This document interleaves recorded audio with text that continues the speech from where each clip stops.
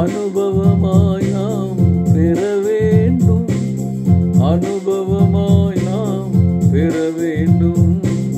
சத்திய தேவனின் பூரண வாழ்வை அனுபவமாய் நாம் பெற வேண்டும், அனுபவமாய் நாம் பெற வேண்டும். கொண்டது அனைத்தையும் குப்பையாய் கண்ட லட்சிய வீரர் பவுலினை போல, கொண்டது அனைத்தையும் குப்பையாய் கண்ட லட்சிய வீரர் பவுலினை போல, இறுதி நாள் வரை உண்மையாயிருந்து அழியா மகுடம் முடிவாய் பெறுவேன். இறுதி நாள் வரை உண்மையாயிருந்து அழியா மகுடம் முடிவாய் பெறுவேன். சத்திய தேவனின் பூரண வாழ்வை அனுபவமாய் நாம் பெற வேண்டும், அனுபவமாய் நாம் பெற வேண்டும்.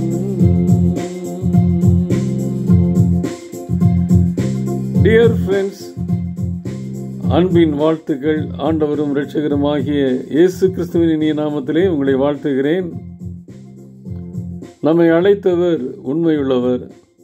அவரோடு ஐக்கியமாய் இருப்பதற்கென்று நம்மை அழைத்திருக்கிறார். அந்த ஐக்கியத்திலே ஒவ்வொரு நாளும் பலப்படுவோம்.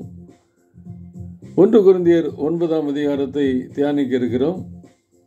இதுவரை சபையிலே முக்கியத்துவப்படுத்த வேண்டிய காரியங்களையும், சபையாகிய நாம் எவைகளை அகற்றி போட வேண்டும், எவைகளிலே வளர வேண்டும் என்பதையும் கற்றுத்தந்த பவுலடியார் சபை ஊழியர்களை, சபையை ஸ்தாபித்தவர்களை எப்படி கனப்படுத்த வேண்டும் என்பதை இந்த 9ஆம் அதிகாரத்திலே கற்றுத்தந்திருக்கிறார். த ப்ரியாரிட்டிஸ், அதாவது பெர்சனல் ப்ரியாரிட்டிஸ்ன்னு சொல்லி இதற்கு தலைப்பு வைக்கலாம். ஊழியர்களுடைய தனிப்பட்ட தேவைகளை சந்திப்பதிலே ஒருவேளை அவர்கள் சொல்வதை காட்டிலும் சபை மக்கள் அதை உணர்ந்து அதை உத்தமமாய் செய்ய வேண்டும் என்பதை பவுலடியார் தன் மன ஆதங்கத்தின் மூலமாக வெளிப்பட்டிருக்கிறார். ஏனென்றால் கொரிந்து சபையை ஸ்தாபித்த பவுலடியார் எத்தனை கஷ்டங்களுக்கு மத்தியில் அதை ஸ்தாபித்தார் என்பதை அப்போஸ்தலர் 18ஆம் அதிகாரம் முதல் 17 வசனங்களை படித்தோம் என்றால் தெரியும். அத்தனை பட்டணத்திலிருந்து கொரிந்து சபை பட்டணத்துக்கு ஷிப்டாகி ஊழியத்தை துவக்குகிறவர். தன்னுடைய ஊழிய தேவைகளுக்கென்று ஒரு முழுநேர பணியாளர் சபையை சார்ந்திருக்க வேண்டியவர் தானே என்ன பண்ணுறாருன்னா, கூடார தொழிலை, அங்கு ஷிப்டாகி வந்த ஒரு குடும்பம் இருந்தாங்களே, ஆகிலா பிரிஸ்கில்லா, அவர்களோடு இணைந்து இந்த கூடார தொழிலை செய்து அதன் மூலமாக வருவாய் ஈட்டி தன்னுடைய சுய தேவைகளை அவர் சந்தித்தார் என்று சொல்லி பார்க்கிறோம். அப்போ தான் அவர் என்ன சொல்கிறாரு, சபையானது ஊழியர்களுடைய தேவைகளுக்கு முக்கியத்துவம் கொடுக்க வேண்டும். அதை நான் கேட்பதினாலே தவறில்லை, அதை கேட்பதற்கான அனைத்து அதிகாரமும் எனக்கு உண்டு என்பதை சொல்லுகிறார். இப்போ இந்த அப்போஸ்தலர் ஊழியர்கள் என்பவர்கள் யார் என்பதை பார்க்கும் பொழுது, அவர்கள் ஆண்டவராலே கட்டளையிடப்பட்டு அனுப்பப்பட்டவர்கள், பிரித்தெடுக்கப்பட்டு அனுப்பப்பட்டவர்கள். அவர்களுடைய சித்தமெல்லாம் தேவ சித்தம் செய்வது மட்டும்தான். ஆண்டவர் என்ன கட்டளை கொடுத்துருக்காரோ அதை மட்டும்தான் அவங்க செய்வாங்க. சர்ச்சை ஸ்தாபிப்பதிலே அவர்கள் முக்கியத்துவம் கொடுப்பார்கள். அவருடைய குவாலிஃபிகேஷன் சொல்லி பார்க்கும் பொழுது, அப்போஸ்தலர்களை குறித்து சொல்லி பார்க்கும் பொழுது, உயிர்த்தெழுந்த இயேசு கிறிஸ்துவை நேரடியாக சந்தித்தவர்கள் 12 அப்போஸ்தலர்களை சொல்லலாம். அதோடு கூட பவுலடியாரும் இணைந்து கொள்கிறாரே. எப்படின்னு கேட்கும் பொழுது, அப்போஸ்தலர் 9ஆம் அதிகாரத்தில் படிக்கும் பொழுது, தமஸ்கு வீதியிலே உயிர்த்தெழுந்த இயேசுவை நேரடியாக அவர் சந்திக்கிறார். அதனால் அப்போஸ்தலர் என்கிற அந்தஸ்தை 12 சீடர்களோடு இவரும் பெற்றுக்கொள்கிறார்.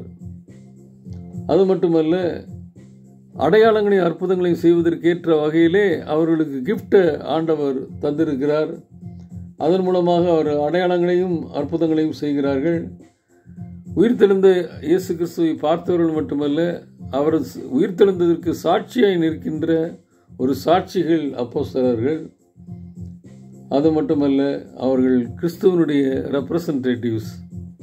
இப்படி வர்ணிக்கப்படுகின்ற அப்போஸ்தலர்கள் அவருடைய தேவைகளை சந்திப்பதிலே சபை குறைபட்டிருக்கிறது என்பதைத்தான் பார்க்கிறோம். கொரிந்து சபையிலே சில நேரங்களிலே அவருடைய தேவைகளுக்கு முக்கியத்துவம் கொடுக்கல. அப்போ தான் ஆதங்கத்தோடு சொல்கிறார், நான் அப்போஸ்தலன் அல்லவா, நான் சுயாதீனன் அல்லவா, நம்முடைய கர்த்தராகிய இயேசு கிறிஸ்துவை நான் தரிசிக்கவில்லையா, கர்த்தருக்குள் நீங்கள் என் கிரியைகளாக இருக்கிறீர்கள் அல்லவா அப்படின்னு சொல்லிட்டு 14வது வசனத்தில் சொல்கிறாரு, அந்தபடியே சுவிசேஷத்தை அறிவிக்கிறவர்களுக்கு சுவிசேஷத்தினாலே பிழைப்பு உண்டாக வேண்டும் என்று கர்த்தரும் கட்டளையிட்டு இருக்கிறார். இன்றைக்கு ஊழியர்களை தாங்குவது ரொம்ப குறைந்து கொண்டே இருக்கிறது. நல்ல உணர்ச்சி வசப்பட்டு உணர்வுபூர்வமாய் நாங்கள் ஒரு மிஷினரியை தாங்குகிறோம்னு சொல்லி ஒரு 4000 ரூபா கொடுக்கறதுக்கு நம்ம அர்ப்பணிக்கிறோம். ஆனால் அநேக மிஷினரி ஸ்பான்சர்ஸ் இன்றைக்கி என்ன பண்ணுறாங்கன்னா ஸ்டாப் பண்ணிடுறாங்க.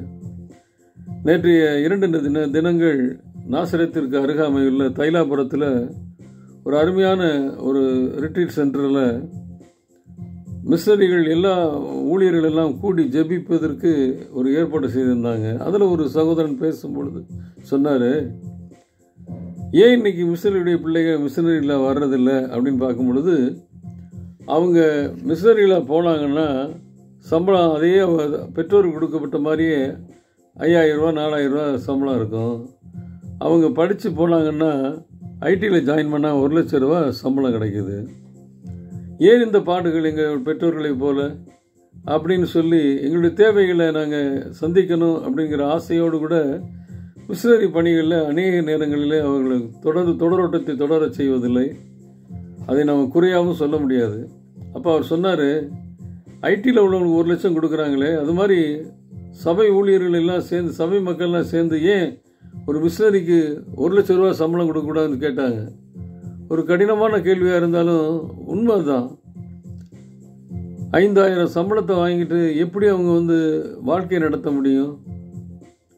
இந்த உலகத்தில் அவங்களும் தேவைகளை சந்திக்கிறவனமாக இருக்கணுமே. நம்ம ஊழியத்திற்கு கொடுக்குறவங்க நினச்சனே நிப்பாட்டிடுறோம். எப்படி அந்த ஸ்தாபனம் தாங்க முடியும்? 100 பவுன் போட்டு திருமணம் பண்ணுறோமே, அந்த 100 பவுனை என்ன பண்ணுறோம்? நல்லா கேட்டார். 20 பவுனை வச்சுட்டு மீதி 80 பவுனை ஊழியத்துக்கு கொடுக்கலாமே. இப்படி ஊழியத்தை கிரயம் செலுத்தி செய்தால் தான் ஊழியர்களுக்கு தேவைகளை சந்திக்க முடியும். அவங்களுக்கு 1 லட்சம் ரூபா சம்பளம் கொடுத்தோம்னா அவங்க ஐடியை விட்டுட்டு இங்கே வருவாங்க, இல்லாட்டா ஐடிக்கு தான் போவாங்க.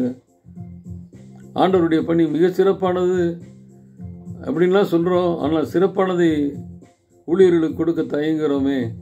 அன்றைக்கு கொரிந்து சபையில் அதுதான் சொல்கிறாரு, எத்தனையோ அதிகாரம் எங்களுக்கு கொடுக்கப்பட்டிருக்கு, நான் பண்ணலை, திருமணம் கூட பண்ணிக்கல.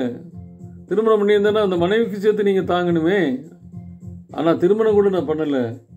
இப்படி போரடிக்கிற மாட்டை வாய்க்கட்டாயாக என்று சொல்கிறார். போரடிக்கிற மாட்டை குத்து கவலைப்படலை, ஊழியர்களை பற்றி சொல்கிறாங்க. அப்போ போராடுகின்ற பாடுபடுகின்ற மிஷனரிகளுக்கு திருப்தி அடையப்படுகிறதற்கு மேலாக நாம் அவர்களை தாங்க வேண்டும் அப்படின்னு பர்சனல் ப்ரியாரிட்டிஸை பற்றி பவுலடியார் இங்கே சொல்கிறார். உண்மையாக தான். இன்றைக்கு ஊழியருக்கு தொடர்ந்து ஊழியத்துக்கு போவது குறைந்து விட்டது. மிஷனரியுடைய பிள்ளைகள் மிஷனரியாக போகிறதில்லை. இண்டிபெண்டன்ட் சர்ச்சில் உள்ள பாஸ்டர்ஸுடைய பிள்ளைங்க மட்டும்தான் பாஸ்டராக வராங்க. ஏனென்றால் அந்த சொத்துக்கள் எல்லாம் தொடர்ந்து வர வேண்டும் என்பதற்காக. ஆனால் மிஷனரிகளுக்கு என்ன சொத்து இருக்குது? மிஷனரியுடைய பிள்ளைங்க மிஷனரியில் வருவதற்கான வாய்ப்புகள் குறைந்து போது மிஷனரி பணிக்கு அர்ப்பணிப்பதே குறைந்து போய்விட்டது. காரணம் என்னென்னா இப்படிப்பட்ட சில டிராபேக்ஸ். இதை நம்ம விசுவாசிகளாக இணைந்து ஊழியத்திற்கு இன்னும் பிரதானமானதை கொடுத்து அவர்களை தாங்குவதே பிரதானமான பணி என்பதை நாம் நினைப்போம் என்றால், அழைத்த உண்மையுள்ளவர் நிச்சயமாக ஊழிய பாதையில் அநேகரை எழுப்பி இந்த ஊழியத்தை சிறக்க பண்ணுவார். என்னுடைய கடமையை நான் செய்வதற்கு ஆயத்தமாக இருக்கிறேனா? ஆண்டவருடைய பாதத்தில் அமர்ந்து தீர்மானம் எடுப்போம். தாங்கி கொண்டிருக்கிற மிஷனரிகளை தாங்குவதை விட்டுவிடாதபடி இன்னும் கூடுதலாய் செலுத்தி தாங்குவோம். ஊழியத்தை கனப்படுத்துவோம். கர்த்தர் தாமே நம்மை ஆசீர்வதிப்பாராக. ஆமேன்.